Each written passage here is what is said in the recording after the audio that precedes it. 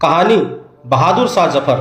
17 अक्टूबर 1858 को बहादुर शाह जफर मंगेजी नाम के समुद्री जहाज से रंगून पहुंचा दिया गए थे।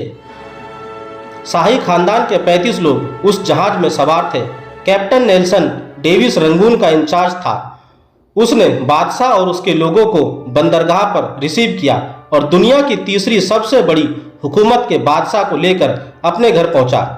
बहादुर शाह जफर कैदी होने के बाद भी बादशाह थे, इसलिए नेल्सन परेशान था। उसे ये ठीक नहीं लग रहा था कि बादशाह को किसी जेल खाने में रखा जाए, इसलिए उसने अपना गैराज खाली करवाया और वहीं बादशाह को रखने का इंतजाम कराया। बहादुर शाह जफर 17 अक्टूबर 1858 को इस गैराज में गए और 7 नवंबर 1862 को अपनी 4 साल की गैराज की जिंदगी को मौत के हवाले करके ही निकले।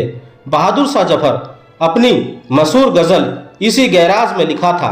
लगता नहीं है दिल मेरा उजड़े दियार में, किसकी बनी है अलमना पायदार में, और कितना बदनसीब है जफर दफन के लिए 2 गज जमीन भी ना मिले कुएं यार में।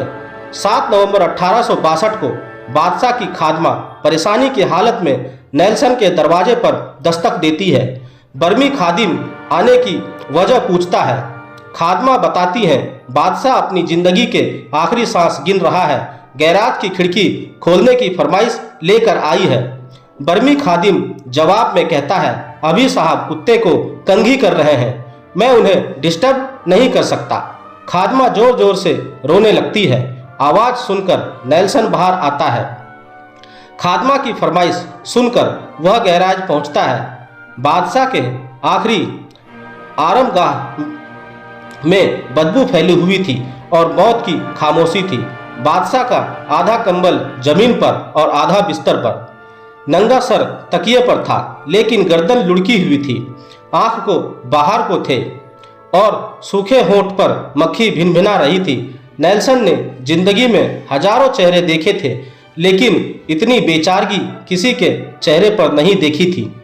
वो बादशाह का चेहरा नहीं बल्कि दुनिया के सबसे बड़े भिखारी का चेहरा था। उसके चेहरे पर एक ही फरमाइश थी, आज़ाद सांस की। हिंदुस्तान के आखिरी बादशाह की जिंदगी खत्म हो चुकी थी। कफन दफन की तैयारी होने लगी। शहजादा जवान बख्त और हाफिज मोहम्मद इब्राहिम दहली वाली के गुसूल दिया। बादशाह के लिए रंगून में जमीन नहीं थी। सरकारी बंगले के पीछे खुदाई की गई और बादशाह को खैरात में मिली मिट्टी के नीचे डाल दिया गया। उस्ताद हाफिज इब्राहिम दहलवी के आंखों के सामने 3 सितंबर 1837 के मंजर दौड़ने लगे, जब 62 साल की उम्र में बहादुर शाह जफर तख्त नसी हुआ था। वो वक्त कुछ और था, ये वक्त कुछ और था। इब्राहिम दहलवी सूरह तौबा की तिलावत करते हैं।